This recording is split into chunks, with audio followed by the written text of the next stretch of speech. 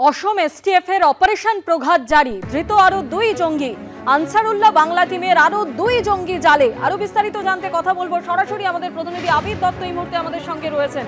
আবির, এর আগে আমরা জানি যে এই অসম এসটিএফ এর অপারেশন প্রঘাতে 8 জঙ্গিকে গ্রেপ্তার করা হয়েছিল, এবার আরো 2 জঙ্গিকে গ্রেপ্তার করা হলো। এদের ঠিক কি ছক ছিল এবং এদের কাছ থেকে কি কি জিনিস উদ্ধার হয়েছে?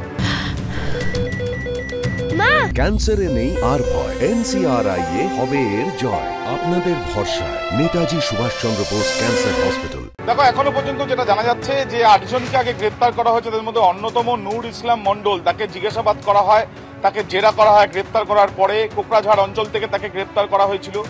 এই নূর ইসলাম মন্ডলকে জিজ্ঞাসাবাদ করেই বেশ কিছু ইনপুট পায় আসাম পুলিশের এসটিএফ, এবং সেই ইনপুট পেয়েই তারা ইতিমধ্যে গতকাল রাত্রিবেলা থেকে আজকে সকাল পর্যন্ত বিভিন্ন জায়গাতে তল্লাশি অভিযান চালিয়ে প্রচুর সংখ্যায় কিন্তু আগ্নেয়াস্ত্র, গুলি এবং আইডি তৈরির সরঞ্জাম তারা উদ্ধার করেছে, এবং তার সঙ্গে সঙ্গে 2 জনকে গ্রেপ্তার করা হয়েছে।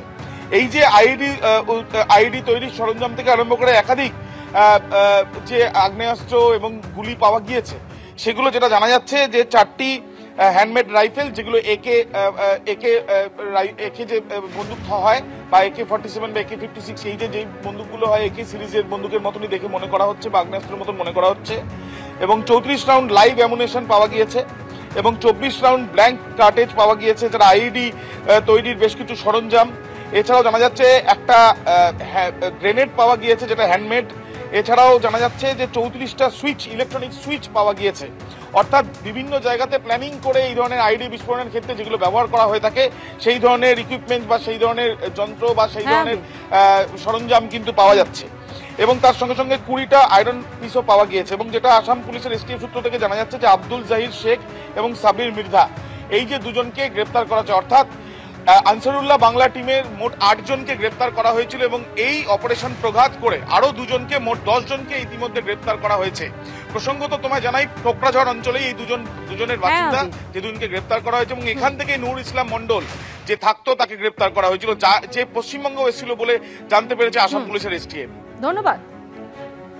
পুলিশকে নপুংসক বলছেন তৃণমূল বিধায়ক। টাইমলাইন বেঁধে দিয়ে অঞ্চল সভাপতি হুমকি দিচ্ছেন চুরি পরিয়ে দেওয়ার। তৃণমূলের ব্যানার পোড়ানোকে কেন্দ্র করে পূর্ব বর্ধমানের মঙ্গলকোটে গোষ্ঠীদ্বন্দ্ব, আর তার জেরেই মঙ্গলকোটের বিধায়ক অপূর্ব চৌধুরী এবং তৃণমূলের ক্ষীরগ্রামের অঞ্চল সভাপতি মাসুদুর রহমান ওরফে মুকুলের হুমকির মুখে পড়তে হয় মঙ্গলকোট থানার কৈচর ফাঁড়ির আইসিকে।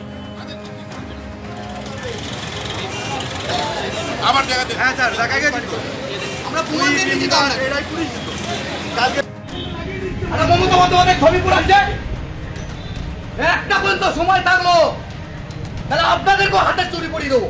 1 ঘন্টার মধ্যে না চলে এই কর্মী নিয়ে আমি এমএলএ সাহেব আছেন, ওনার জন্য আমি এখনো পর্যন্ত শান্ত আছি। স্থানীয় সূত্রে খবর, 1 জানুয়ারি দলের প্রতিষ্ঠা দিবসে রক্তদান শিবিরের আয়োজন ঘিরে পূর্ব বর্ধমান জেলা পরিষদের সভাধিপতি শ্যামাপ্রসন্ন লোহার ও মঙ্গলকোটের বিধায়ক অপূর্ব চৌধুরীর মধ্যেই সংঘাত বাধে, আর তার জেরেই এই ঘটনা। প্রশাসনকে হুমকি দেওয়া যায় না, দলীয় বিধায়কের সমালোচনা জেলা পরিষদের সভাধিপতির। সমালোচনার মুখেও অনড় রইলেন তৃণমূল বিধায়ক। এ নিয়ে বিজেপির রাজ্য বিজেপির মুখপাত্র শ্রমিক ভট্টাচার্যের কি দাবি, দেখুন।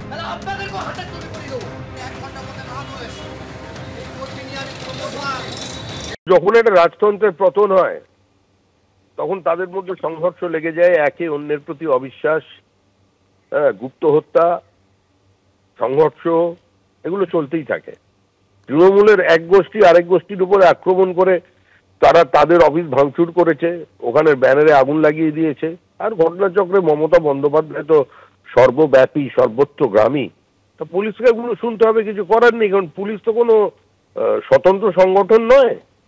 তৃণমূলই পুলিশ, পুলিশই তৃণমূল।